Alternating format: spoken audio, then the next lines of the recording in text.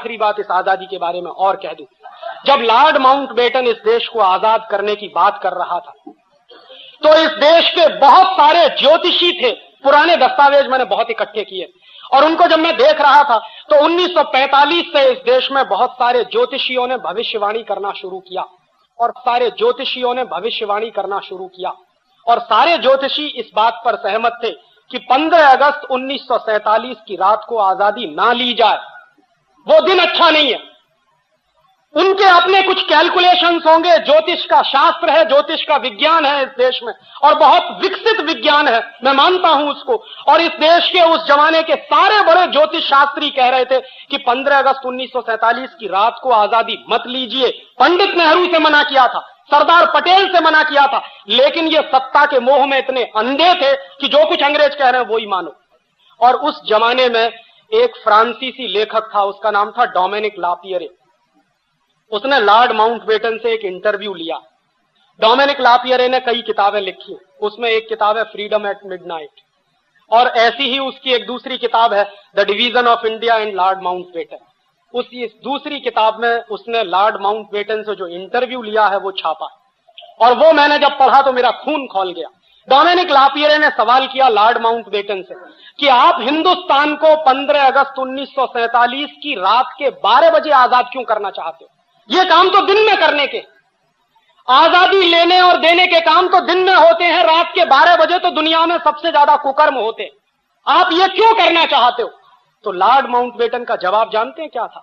Lord Mountbatten ने जवाब दिया है उस इंटरव्यू में कि मैंने जानबूझकर 15 अगस्त 1947 की रात को 12 बजे इस देश को आजाद करने का फैसला किया। क्यों? क्योंकि मैंने सारे ज्योतिषियों से पता किया है कि 15 अगस्त 1947 का दिन इस देश के लिए बहुत ही दुर्भाग्य का दिन है और अगर उस दिन इस देश को आजाद किया जाए तो ये देश एक रह नहीं सकता, ये बटेगा, खंड खंड बटेगा। देश को आजाद किया जाए तो ये देश एक रह नहीं सकता, ये बटेगा, खंड खंड बटेगा।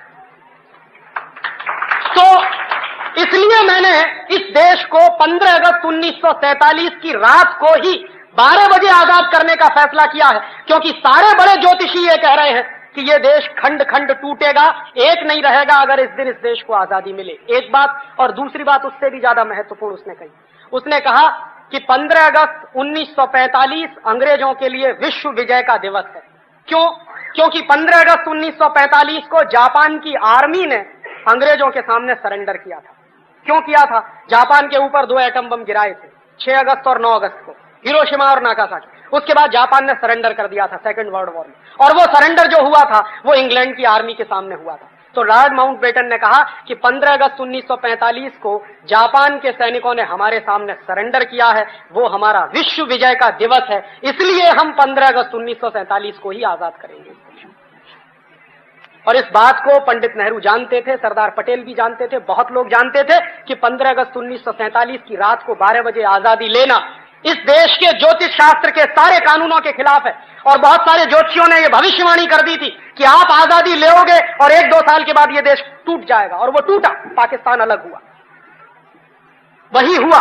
और आगे भी उन्होंने यही अभिशाप दिया कि यह देश आगे भी खंड खंड टूट सकता है, और उसकी तैयारी चल रही है। कश्मीर अलग हो जाए, पंजाब अलग हो जाए, आसाम अलग हो जाए, नागालैंड अलग हो जाए, त्रिपुरा अलग हो जाए, झारखंड अलग हो जाए, ये सारे आंदोलन इस देश में चल रहे हैं। और सभी आंदोलनों को अमेरिका और यूरोप से भरपूर हथियार मिलते हैं, पैसा भी मिलता है।